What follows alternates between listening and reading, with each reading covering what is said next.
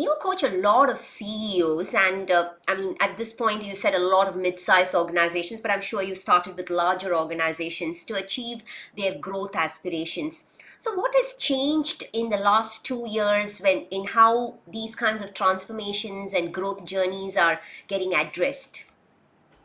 Sure. So, maybe about 5, 6 years ago, I heard this term VUCA for the first time. Maybe it was 7 years ago, right? This whole idea that the world has very high levels of volatility.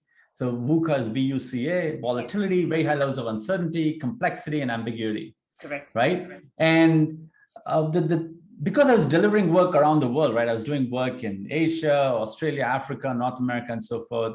One of the common themes that I used to hear is that the pace of change is really high. It's like unprecedented.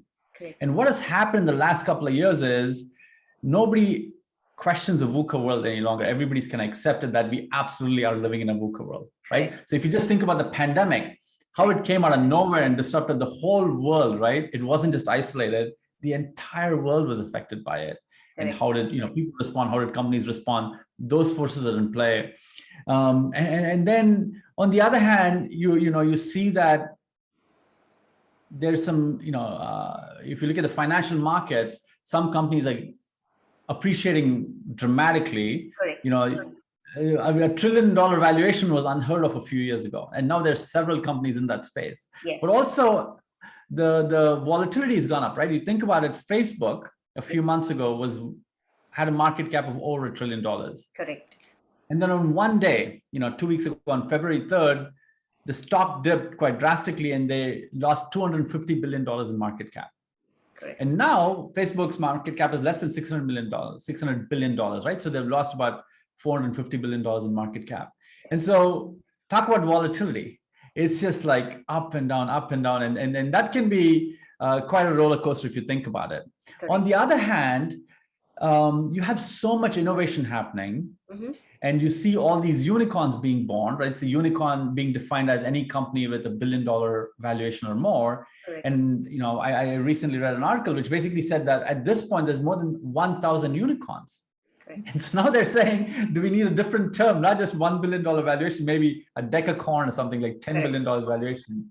You have a new unicorn being born every single day. Just in January of 2022, you had 42 new unicorns coming into existence. So there is a tremendous amount of growth that is happening. There's a tremendous amount of disruption that is happening. There's a lot of innovation that's happening. True. But it might be in pockets. And so, if you look at what has happened to large companies and their longevity, right? One way to measure that is how long do companies stay on the S&P 500? Correct. Right? If you go back 20, 25 years ago, they would have a average tenure of about 60 years or so. Yes. Now it's like dramatically shrunk.